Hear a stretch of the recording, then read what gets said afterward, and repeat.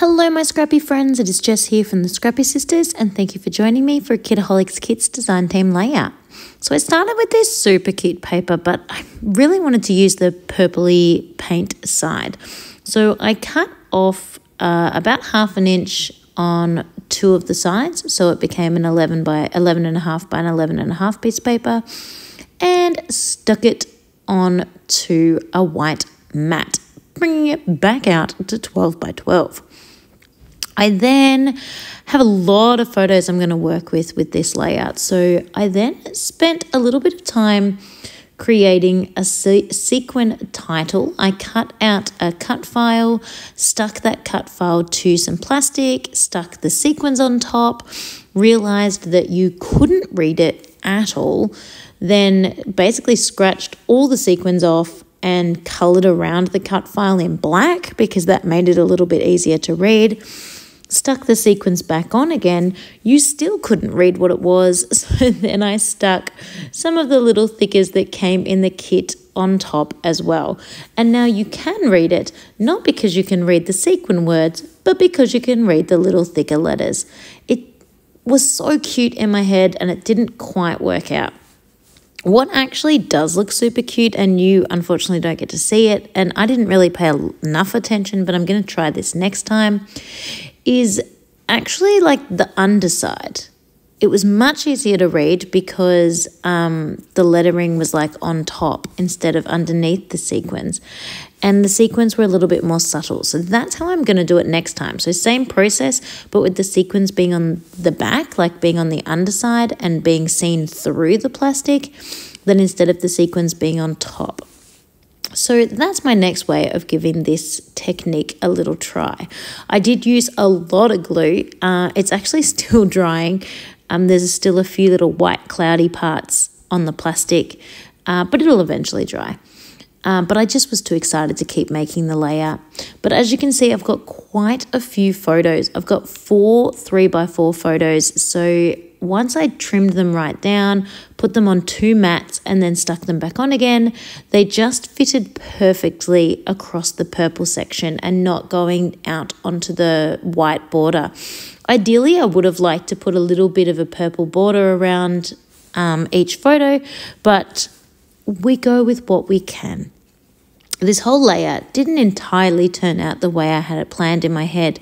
It almost does, but just not quite as cute as what I had planned in my head. I think perhaps far too many photos for such a busy layout. But anyway, I'm going to keep rolling with it. So I'm basing my clusters with one of those cool little like splodges that came in the ephemera pack,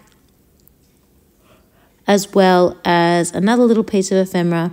And then I also cut some of the black words off the branding strips as well. I just felt like it needed a little bit more black to tie in the black mats around the photos. I keep the ephemera part of this layout super simple. I was tossing up using some of the cute florals that came in the kit, but decided that I would just work with just a few of the other bits and bobs and just keep it a little bit more simple because there's just so much going on with all of those sparkly sequins. I find sequins really fun in scrapbooking kits, and there's so many different ways you can use them. You can make shaker pockets, you can use them like enamel dots, you can scatter them around the page, you can do like I have done here today, you can string them on a string and like stitch them through. There's just so many different ways you can use sequins in a layout.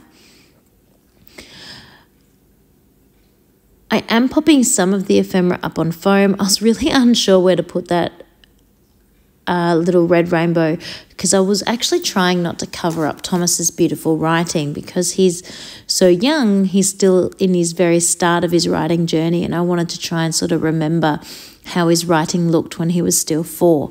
But I did cover it a little bit. I think you can see enough with the happy and the from and, you know, love dad or whatever it says on there. So I think there's enough little specks of writing that that's okay.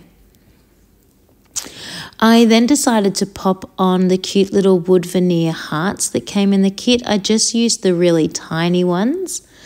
and popped those onto each of the clusters, and decided that I didn't really want the wood look. It didn't like tie in with the rest of the layout. All those sequins were so shiny and sparkly. So then I pulled out one of our Novu packs that we got a few kits ago, and just filled in the top of the wood. I'm sorry that you are just getting an amazing view of the top of my head, but I needed to be nice and close so I could watch what I was doing here.